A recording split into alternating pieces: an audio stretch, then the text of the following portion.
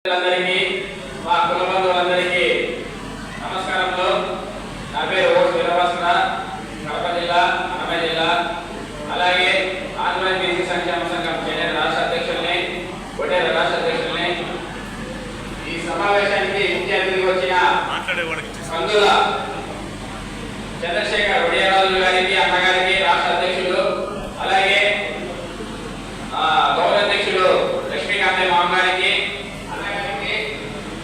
రవీంద్రన్న గారికి, అలాగే శివన్న గారికి, అలాగే శ్రీనివాసన్న గారికి అందరికీ ధన్యవాదాలు. ఈ మన హోటల్ కులానికి సంబంధించిన సంక్షేమ పథకాలు గూడెం ప్రభుత్వం వచ్చిన తర్వాత విప్లవం చెందుతున్నారు.